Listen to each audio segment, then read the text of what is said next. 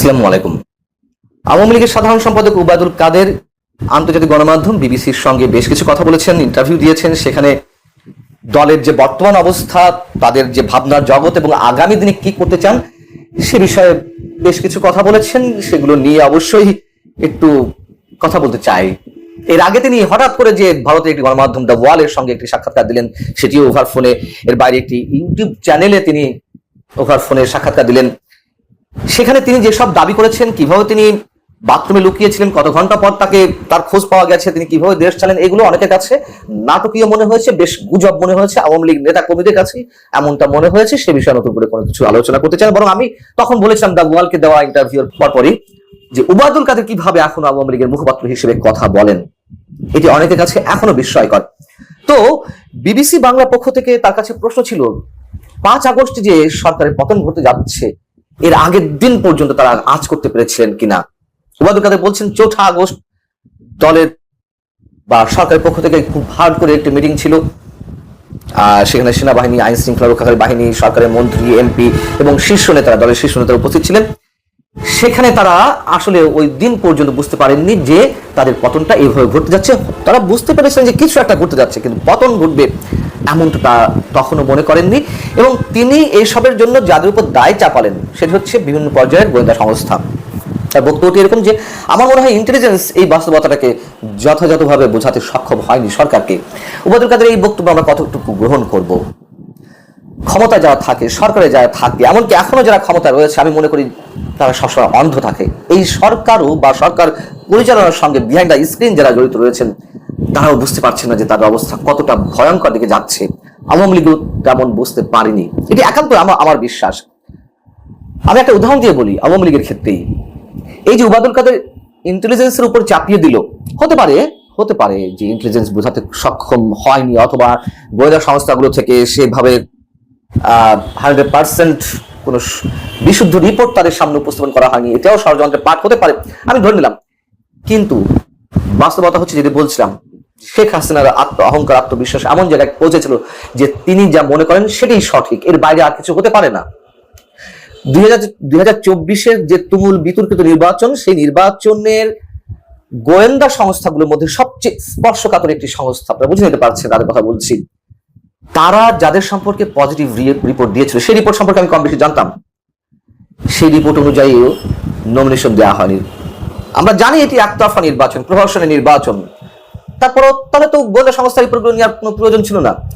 গোয়েন্দা সংস্থাগুলোর রিপোর্টের ভিত্তিতে নমিনেশন দেওয়া হয়নি। তুমুল বিতর্কিত নির্বাচনে ও তুমুল বিতর্কিত ব্যক্তিদেরকেও নমিনেশন দেওয়া হলো। এই হচ্ছে শেখ হাসিনা আত্মবিশ্বাস। তো ছাত্রদের সেই আন্দোলনে নিজেদের কিছু ভুল এবং পরিস্থিতি নিয়ে আওয়ামী লীগের মধ্যে নাকি বর্তমান পর্যায়ে নানান ধরনের আলোচনা চলছে, এটি উবায়দুল কাদেরের দাবি। এবং সরকার পতনের জন্য যে গণ অভ্যুত্থানের সৃষ্টি হয়েছিল, তিনি সেটিকে গণ অভ্যুত্থান বলতে চান না। এটিকে তিনি দেখছেন সাম্প্রদায়িক শক্তির উত্থান হিসেবে।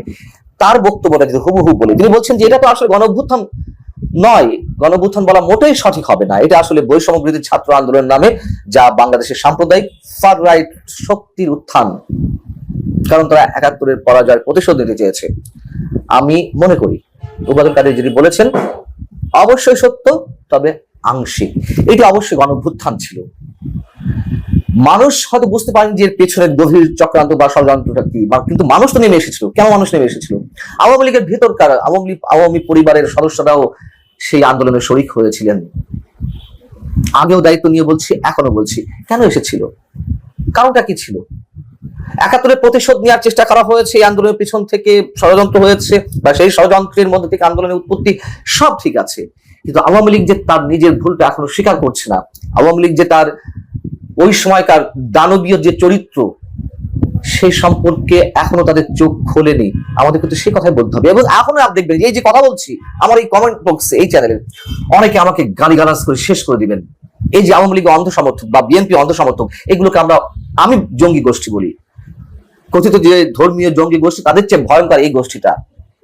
তারা নিজ নিজ দলের, সে যে দলই হোক না কেন, জামাত ইসলামী, বিএনপি, আওয়ামী লীগ, যে দলই হোক না কেন, এদের কিছু অন্ধ সমর্থক গোষ্ঠী আছে, দলান্ধ দলদাস। তারা কখনো আত্মসমালোচনা করবে না। আওয়ামী লীগের যে ভয়ঙ্কর দুর্নীতি, আওয়ামী লীগের যে পরপর একতরফা তিনটি নির্বাচন, বাক স্বাধীনতা হরণ, যাকে তাকে ট্যাগ লাগিয়ে দেওয়া, ট্যাগিং পলিটিক্স শুরু করা, এগুলো কোনো ভুল নয়।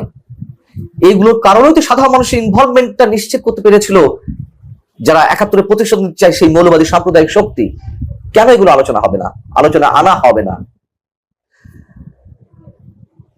ছাত্র জনতার সেই আন্দোলনের যে হত্যাকাণ্ড এবং দমন নীতি চালানোর অভিযোগ আমি বাদ দিলাম, যে সেই আন্দোলনে কারা গুলি চালিয়েছে, অবশ্যই সরকার গুলি চালিয়েছে, কিন্তু তৃতীয় পক্ষ, তৃতীয় শক্তিও এটিকে অন্যভাবে ব্যবহার করার জন্য গুলি চালিয়েছে, এটাও সত্য কথা।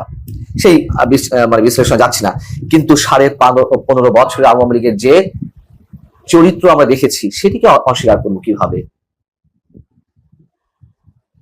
আওয়ামী লীগের কোন নেতা কর্মীরা আজ পর্যন্ত প্রকাশ্যে ব্যক্তিগত জায়গা থেকে হোক, আমি বলছি সামাজিক যোগাযোগ মাধ্যম কিংবা আনুষ্ঠানিকভাবে গণমাধ্যমে, কেউ তো অনুশোচনা করেনি।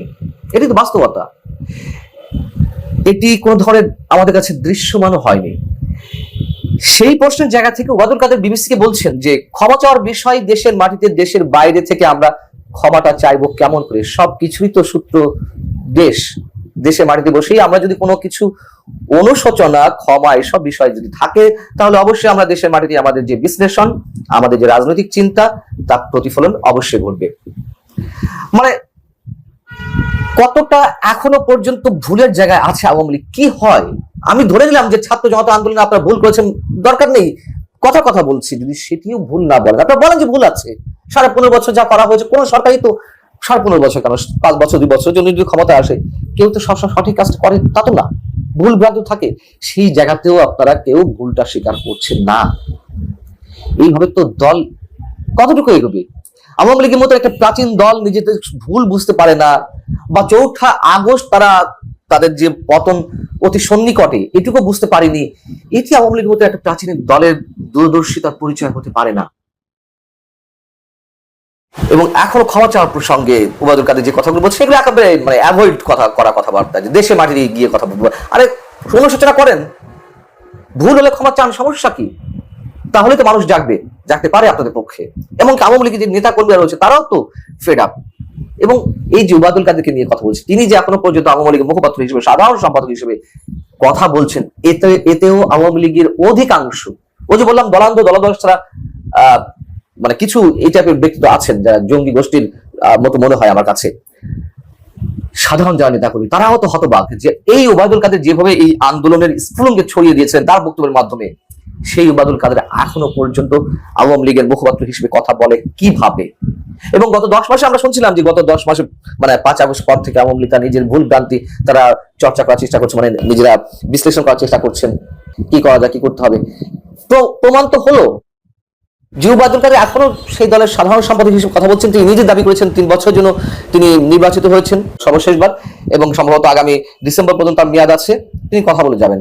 আওয়ামী লীগ মানে কোন পর্যায়ে গোছানো হলো তার সাংগঠনিক ভিত্তি, অবশ্যই অনেক বড় প্রশ্ন।